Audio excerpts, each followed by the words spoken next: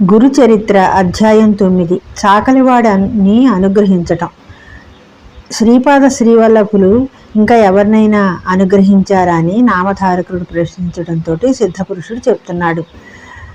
స్వామివారు ప్రతిరోజు స్నాన జప తపోనిష్టాలను ఆచరించడం కోసం కృష్ణానదికి వెళ్ళేవారు. అక్కడే ఒక చాకలివాడు రోజు బట్టలు ఉతకడానికి వచ్చేవాడు. రోజు స్వామివారిని చూసేవాడు, నమస్కరిస్తూ ఉండేవాడు. ఏ పని చేయాలన్నా స్వామివారికి నమస్కరించందే ఏది చేసేవాడు కాదు. అతని భక్తిభావాలు చూసి స్వామివారు అతనికి ఏదైనా కోరికుంటే తీర్చాలనుకుని చాకలివాడిని అడుగుతారు. నీకేమైనా రాజ్యాన్ని పరిపాలించాలని కానీ ఇంకేమైనా కోరికలుంటే చెప్పు, నేను తీరుస్తాను అంటాడు. దానికి చాకలివాడు, స్వామి, నేను ముసలివాడిని అయిపోయిన కారణంగా నాకు రాజ్యభోగాలు ఎందు ఆసక్తి లేదు. మీరు కనుక దయ తెలిస్తే ఆశ్రమంలో ఉండటానికి నాకు కాస్త చోటు ఇవ్వండి అని చెప్పేస్తాడు. స్వామివారు అతన్ని కూడా తన శిష్యుడిలాగా చేర్చుకుంటాడు. రోజు అతడు అన్ని పనులు స్వామివారికి చేసి పెడుతూ ఉంటాడు. ఒకసారి నీరు తేవటానికి చాకలి కృష్ణానదికి వెళతాడు. అక్కడ ఒక నేచరాజు తన 3 భార్యలతో రాజవైభవంతో ఓడలో ప్రయాణం చేస్తూ ఉంటాడు. అతడి వైభవాన్ని చూసిన చాకలికి మనస్సు చెదురుతుంది. దాంతో పుడితే దురక జాతిలోనే పుట్టాలి అనుకుంటాడు.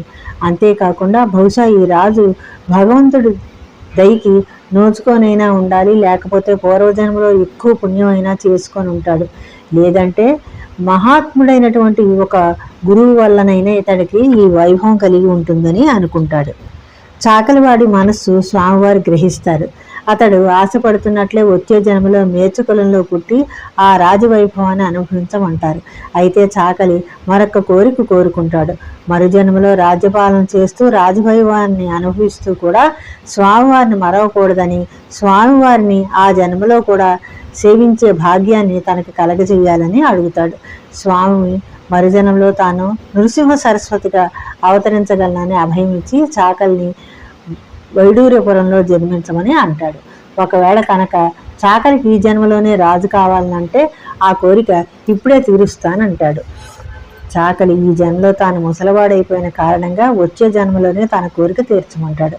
అలాగే అని అంటారు స్వామివారు. కొంతకాలానికి చాకలి మరణించి తురుష్క వంశంలో ఒక స్త్రీ గర్భాన జన్మిస్తాడు.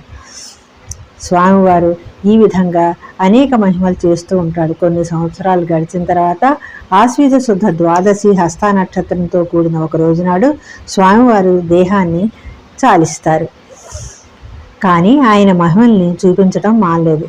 గురుపురం ఈ రోజుకి కూడా ఒక యాత్రాస్థలమై కోరుకున్న వారి కోరికల్ని నెరవేరుస్తూ ఉంటుంది. 9వ అధ్యాయం సమాప్తం.